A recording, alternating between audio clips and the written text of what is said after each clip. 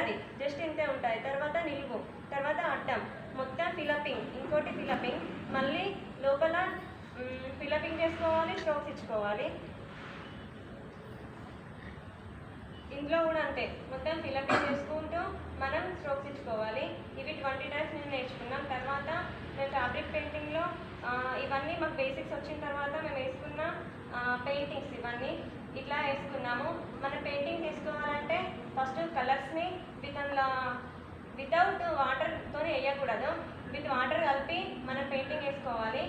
నిన్న నేను నేర్చుకున్నది ఈ సెషన్లో ఎలా ఫ్యాబ్రిక్ పెయింటింగ్ ఎలా యూజ్ చేయాలి, వేటితో ఎలా వేస్తే బాగుంటుంది, కలర్స్ ఏది కలిపితే ఏ కలర్ వస్తుంది అనేది మేము నేర్చుకున్నాం.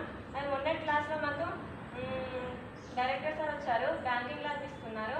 అందులో డిపాజిట్ ఒక డిమాండ్ అండ్ టైం. డిమాండ్ అనేది వచ్చేసి మనకు ఎప్పుడు కావాల్సినప్పుడల్లా మనం మనీ తీసుకోవాలి. డిమాండ్ అంటే డిమాండ్ చేయడం, అంటే మనీ కంపల్సరీ కావాలి అంటే వాళ్ళు ఇస్తారు కదా, దాన్ని మనం డిమాండ్ అంటారు. అందులో ఇయ్యకుండా ఉండడం ఇది ఏమి ఉండదు, మనకు కావాల్సినప్పుడు మనం తీసుకునేదాన్ని డిమాండ్ అంటారు. టైమింగ్ అంటే మనం ఇస్తాం, ఒక టైం ఇచ్చినప్పుడు ఆ టైంని కట్టుబడి మనం ఇస్తాం కదా, దాన్ని టైమింగ్ అంటారు. ఇందులో వచ్చేసి కరెంట్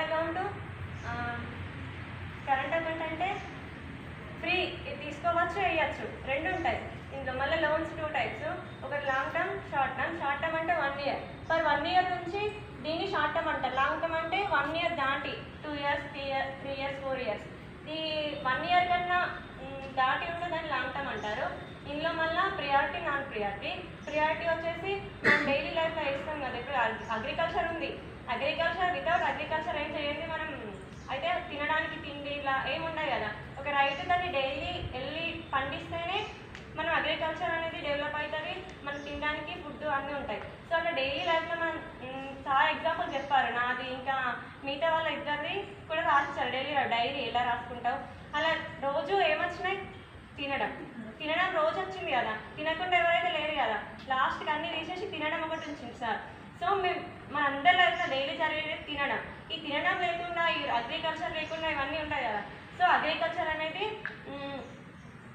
ప్రియారిటీ కింద వస్తుంది. నాన్ ప్రియారిటీ అంటే మనం ఎడ్యుకేషన్ లోన్స్, గోల్డ్ లోన్స్. ఇప్పుడు ఎడ్యుకేషన్ కన్నా లోన్స్ ఇవ్వాలి కదా, మనకు లోన్స్ ఎంతో కొంత ఇస్తేనే ఎడ్యుకేషన్ ఉంటుంది. సో ఎడ్యుకేషన్ అనేది లోన్స్ కింద వస్తుంది, నాన్ ప్రియారిటీ కింద వస్తుంది. ఈ తర్వాత ఈ రెండు తర్వాత డిపాజిట్ ఇవి చెప్పిన కదా. ఈ డిపాజిట్లో మనం ఇవి చెప్పిన టైం అండ్ డిమాండ్